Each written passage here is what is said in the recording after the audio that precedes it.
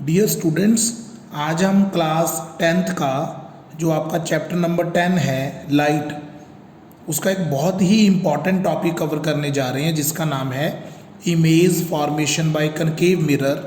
तो इसका मीनिंग क्या हुआ? इसका बड़ा सिंपल सा मीनिंग है कि लेट अस सपोज आपके पास एक कनकेव मिरर है। आपको पता है कि कनकेव मिरर में जो उसका आउटर पोर्शन होता है वो पॉलिश होता है और उसका रिफ्लेक्टिंग सरफेस कौन सा होता है? इनसाइड। तो ये कौन सा हो गया? ये पोल हो गया, पी पॉइंट।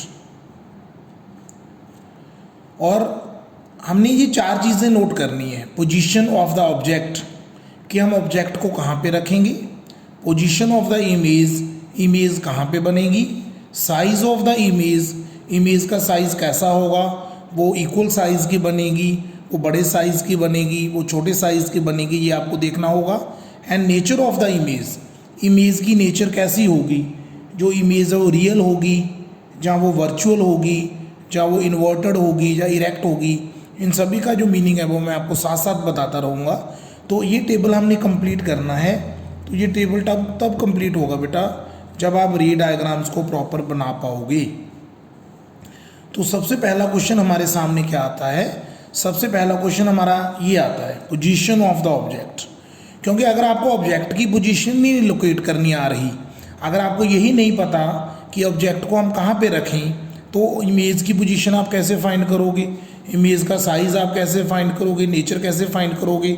इसका मतलब इस टॉपिक में सबसे इम्पॉर्टेंट क्या है? पोजीशन ऑफ द ऑब्जेक्ट, कि आप ऑब्जेक्ट को कहाँ पे रखोगे। अब मैं आपको ये बताऊंगा मेनली कि ऑब्जेक्ट की पोजीशन कौन कौन सी हो सकती है। देखो, सबसे पहली पोजीशन हो सकती है at infinity. At infinity like sun, जैसे सन है वो बहुत दूर है, जैसे स्टार्स हैं वो बहुत दूर है। तो जब आपका ऑब्जेक्ट इन्फिनिटी पे पड़ा है तो ये आपकी पहली पोजीशन आ गई कि हम पहले ऑब्जेक्ट को इन्फिनिटी पे रख के देखेंगे, फिर हम बाकी ये तीनों चीज़ों के बारे में फाइंड करेंगे। फिर दूसरा है बियॉन्ड सी। बियॉन्ड सी, सी से पीछे। अब आप कहोगे सर इन्फिनिटी भी सी से पीछे है, लेकिन इन्फिनिटी बहुत दूरी पे है। इन्फिनिटी मीन्स बहुत ज़्यादा डिस्टेंस पे आपका ऑब्जेक्ट पड़ा है, लाइक सन, स्टार्स। लेकिन ये बियॉन्ड सी, अब जैसे ये आपकी प्रिंसिपल एक्सिस है, ये आपका मिरर पड़ा है, तो सी से थोड़ा पीछे आपने ऑब्जेक्ट को रख दिया, तो ये आपकी दूसरी लोकेशन आ गई ऑब्जेक्ट को प्लेस करने की, जो पोजीशन ऑफ ऑब्जेक्ट में कवर हो रहा है। तीसरा आ गया एट सी। अब धीरे धीरे आप इस साइड पे मूव करते जा रहे हो, ऐसे आप धीरे धीरे मूव करते जाओगे तो फिर हम देखते हैं कि कौन कौन सी पोजीशंस हो सकती हैं। पहले इन्फिनिटी, फिर सी से पीछे, और तीसरी पोजीशन कौन सी आ गई? एट सी। इसको हम 1 नंबर दे देते हैं, इसको दूसरा नंबर और इसको तीसरा नंबर। इसका मतलब हमारे पास 3 केसेस बन गए। Fourth, between C and F, ये आपकी फोर्थ पोजीशन आ गई कि अगर आप अपने ऑब्जेक्ट को बिटवीन सी एंड एफ रखोगे तो कैसी पोजीशन होगी इमेज की, कैसा साइज़ होगा, कैसी नेचर होगी। फिफ्थ आ गया एट एफ, बिल्कुल एफ के ऊपर, एट एफ, कि अगर आप ऑब्जेक्ट को एफ के ऊपर रखते हो, फोकस पे रखते हो तो क्या होगा। और सिक्स आपको आई थिंक पहले से पता है मेरे बताने से, between F and P, P and F के बीच में आपने ऑब्जेक्ट को रखा, तो ये आपकी सिक्स्थ पोजीशन आ गई। ये समझना बहुत ज़्यादा ज़रूरी है कि हम ऑब्जेक्ट को कहाँ कहाँ पे रखेंगे। पहले हम रखेंगे इन्फिनिटी पे, दूसरा सी से पीछे, तीसरा सी पे, फोर्थ सी एंड एफ के बीच में, फिफ्थ एफ पे, सिक्स्थ एफ एंड पी के बीच में। इसके बाद हम रे डायग्राम स्टार्ट करेंगे। तो ये आपकी लोकेशंस हैं कि इन लोकेशंस के यहाँ ऊपर हम पहले ऑब्जेक्ट को प्लेस करेंगे। ऑब्जेक्ट को प्लेस करने के बाद फिर हम देखेंगे कि इमेज कहाँ पे बन रही है, इमेज कितने साइज़ की बन रही है, और इमेज की नेचर कैसी है, वो सीधी है, उल्टी है, कैसी है वो, उसके बारे में हम अभी करेंगे। तो बच्चों ये आपका केस 1 है, when object is at infinity. जब आपने ऑब्जेक्ट को इन्फिनिटी पे रखा तो क्या होगा। अब इन्फिनिटी बहुत ज़्यादा एक लार्ज डिस्टेंस है, तो वहाँ से लाइट की रेज आ रही है, मान लो पैरेलल टू प्रिंसिपल एक्सिस, हम ऐसा मान लेते हैं ये लाइट की रेज है। हमने 3 लाइट की रेज शो की, ओके। अब ये लाइट की रेज, आपके रूल याद होंगे जो हमने प्रीवियस वीडियो में आपको रूल्स बताए थे कि अगर कोई लाइट की रे प्रिंसिपल एक्सिस के पैरेलल आती है तो रिफ्लेक्शन के बाद वो एक पॉइंट में से पास करती है जिसका नाम है फोकस।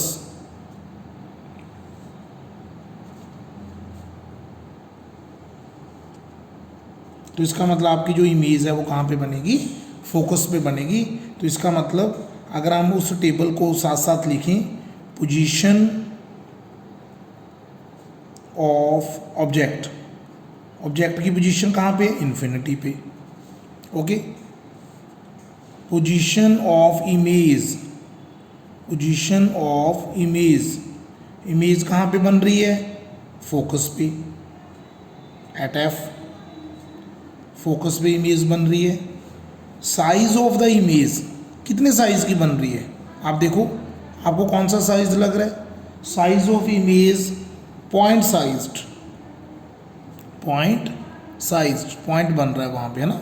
और fourth, nature of the image, nature of image वो बनेगी real and inverted.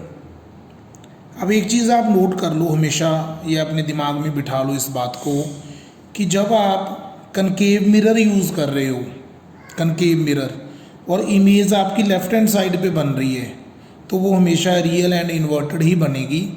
It means क्या कहना चाहता हूँ मैं आपको, कि जो कनकेव मिरर है वो ज़्यादा केसेस में हमें रियल एंड इन्वर्टेड इमेज ही देता है, लेकिन एक केस ऐसा भी आएगा जिसमें वो हमें वर्चुअल एंड इरेक्ट इमेज देगा।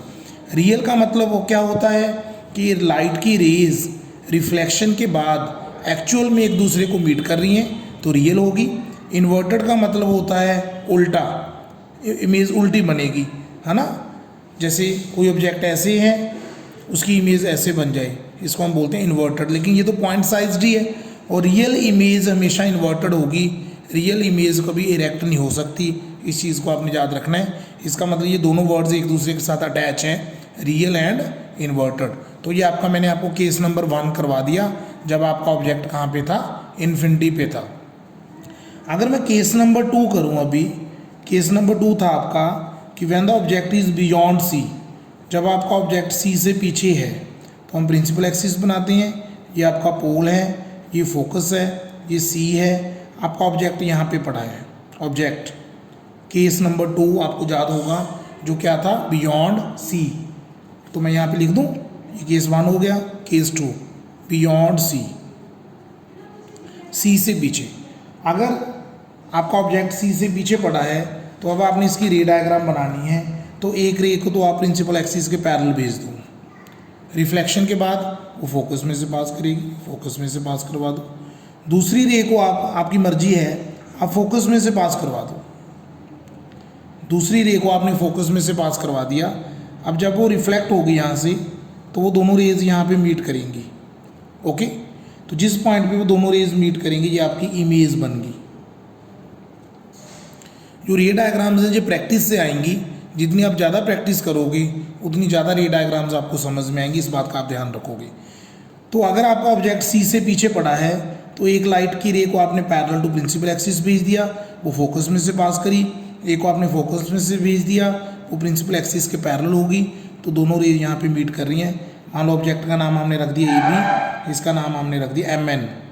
तो इसमें क्या होगा, position of image between C and F, between C and F, ठीक है। अब इमेज कैसी होगी बताओ, पहले केस में तो पॉइंट साइज थी, इसमें जो इमेज होगी वो डिमिनिश होगी। डिमिनिश मीन्स कि वो पहले से छोटी होगी, जितने साइज का ऑब्जेक्ट था उतने साइज की नहीं हो सकती, वो पहले से छोटी होगी, वो डिमिनिश्ड इमेज होगी। और ये सेम रहेगा रियल एंड इन्वर्टेड। तो ये मैंने आपको 2 केसेस करवा दिए। इसके बाद हम थर्ड केस करने जा रहे हैं अभी। अब आपका ये थर्ड केस है। थर्ड केस आपको याद होगा, मैंने आपको थर्ड केस बताया था। पहला केस इन्फिनिटी वाला हो गया कंप्लीट, दूसरा सी से हमने पीछे रखा, तीसरा एट सी। अब हम ये वाला केस कर रहे हैं कि जब आपका ऑब्जेक्ट सी के ऊपर पड़ा है तो क्या होगा, देखते हैं। एक line parallel to principal axis भेज दो, ये फोकस में से पास करेगी, ये जा रही है फोकस में से। दूसरी रे आप फोकस में से पास करवा दो। एरो जरूर लगाने हैं आपने, एरो से पता चलेगा कि कोई लाइट की रे है जो वो कहाँ से जा रही है और कहाँ से वापस आ रही है वो। तो जब वो फोकस में से पास करेगी और यहाँ से आप इसको वापस भेजोगे तो ये इस पॉइंट पे मीट करगी। और ध्यान से देखो ये सी के बिल्कुल नीचे है। तो यहाँ पे क्या होगा, अगर हम इस कॉलम को पूरा करें, जब आपका ऑब्जेक्ट एट सी है तो आपकी इमेज भी एट सी ही बनेगी और उसका साइज सेम होगा, सेम साइज़ की इमेज बनेगी। आप बना के देखना है सारा कुछ आपने, और ये होगी रियल एंड इन्वर्टेड, बिल्कुल सेम। तो हमारे 3 केसेस कंप्लीट हो गए। पहला, अगर ऑब्जेक्ट इन्फिनिटी पे है, position of image at F, size of image point size, nature of image real and inverted. Beyond C अगर ऑब्जेक्ट है, image between C and F बनेगी, size of image diminish, nature of image real and inverted. At C अगर object सी पे पड़ा है तो image भी सी पे बनेगी, सेम साइज की बनेगी, रियल एंड इन्वर्टेड होगी। अब हम 4th केस करने जा रहे हैं। जो आपका 4th केस है वो ये है आपके सामने कि अगर आपका ऑब्जेक्ट सी एंड एफ के बीच में है, if object is in between C and F, तो मैं यहाँ पे लिख रहा हूँ case 4, when object is between C and F. तो सी एंड एफ के बीच में हम ऑब्जेक्ट को कैसे रखें, ये आपका कनकेव मिरर है, ये प्रिंसिपल एक्सिस है, पोल हो गया, ये फोकस है, ये सेंटर ऑफ कर्वेचर है। आपने ऑब्जेक्ट को सी एंड एफ के बीच में रखा है यहाँ पे। तो देखो क्या होगा, पहली लाइन प्रिंसिपल एक्सिस के पैरेलल सेंड करो, रिफ्लेक्शन के बाद वो फोकस में से पास होगी, ठीक है। दूसरी लाइट की रे को आप फोकस में से पास करो, रिफ्लेक्शन के बाद वो क्या होगी, पैरेलल हो जाएगी। तो आपकी इमेज देखो सी से पीछे बनी, beyond C, image is beyond C. तो इसका मतलब अगर मैं फिर से यहाँ पे टेबल बना लेता हूँ, ऑब्जेक्ट पोजीशन यहाँ पे बना लेता हूँ, इमेज पोजीशन यहाँ पे बना लेता हूँ, साइज यहाँ पे बना रहा हूँ, नेचर। अब ये 4th केस था, आपने ऑब्जेक्ट को सी एंड एफ के बीच में रखा, तो यहाँ पे क्या लिखोगे, between C and F, image position beyond C, size and large, बड़े साइज की इमेज बनेगी आपकी। और कौन सी इमेज बनेगी, रियल एंड इन्वर्टेड। इन्वर्टेड का मतलब था उल्टा। आप सभी केसेस में देखो, अब देखो इसमें तो पॉइंट साइज ही थी, तो पॉइंट साइज तो कैसे मर्जी आप कह सकते हो। इसमें भी देखो इमेज इन्वर्टेड बनी, इन्वर्टेड मीन्स नीचे। इसमें भी देखो इमेज इन्वर्टेड बनी मीन्स नीचे। इसमें भी देखो इमेज इन्वर्टेड बनी। लेकिन आपने एक चीज़ नोट की कि जब आपने ऑब्जेक्ट को सी से पीछे रखा था तो image between C and F बनी थी, लेकिन जब आपने ऑब्जेक्ट को बिटवीन सी एंड एफ रखा, इमेज बियॉन्ड सी होगी, उल्टा हो गया उसका। उसमें डिमिनिश थी, इसमें लार्ज होगी। अब 5th केस कौन सा होगा, एट एफ। जब आप ऑब्जेक्ट को एफ पे रखोगे, मैं यहीं पे बना देता हूँ, ये देखो ये आपका मिरर हो गया, ये पोल है, ये फोकस है, ये सेंटर ऑफ कर्वेचर है। तो ये केस कौन सा है आपका, केस नंबर 5 एट एफ। कि अगर आप ऑब्जेक्ट को एफ पे रखते हो तो क्या होगा, अब आपने देखना है। एक लाइन प्रिंसिपल एक्सिस के पैरेलल भेज दो, तो ये कहाँ से पास करेगी, फोकस में से पास करेगी। दूसरी लाइट की रे को आप यहाँ भेज दो, आपको 4th रूल याद होगा, तो ये ध्यान से देखो। अब आपको ऐसा नहीं लग रहा कि ये जो लाइट की रेज रिफ्लेक्शन के बाद जा रही हैं, ये पैरेलल जाएंगी एक दूसरे के। अगर पैरेलल जाएंगी तो इसका मतलब इमेज कहाँ बनेगी, एट इन्फिनिटी, क्योंकि आपको पता है कि पैरेलल लाइंस कभी एक दूसरे से मीट नहीं करती, तो हम ये मान लेते हैं कि वो कहीं पे इन्फिनिटी पे जाके मीट करेंगी। और उसका साइज़ कैसा होगा, इन्फिनिटी पे इमेज तो बहुत बड़े साइज़ की बनेगी, highly and large, highly and large. और इमेज की नेचर कैसी होगी, रियल एंड इन्वर्टेड। तो इस चीज़ का आपने ध्यान रखना है। तो ये आपका केस नंबर 5 हो गया। मुझे उम्मीद है कि आपको समझ आ रहा होगा, लेकिन आपको इसकी प्रैक्टिस भी करनी होगी, सिर्फ आप लेक्चर सुन के सारा नहीं समझ सकते। और अब मैं आपको 6th केस करवा रहा हूँ, केस 6। ये मैं इसलिए अलग पेज पे कर रहा हूँ क्योंकि ये सबसे इम्पॉर्टेंट केस है जो पेपर में भी आता है आपको, very important. Case 6, between P and F। कौन, object, object between P and F। अब इसको थोड़ा सा ध्यान से समझेंगे, ठीक है। थोड़ी सी डायग्राम को मैं बड़ा कर रहा हूँ ताकि आपको ज़्यादा अच्छे से समझ आ जाए।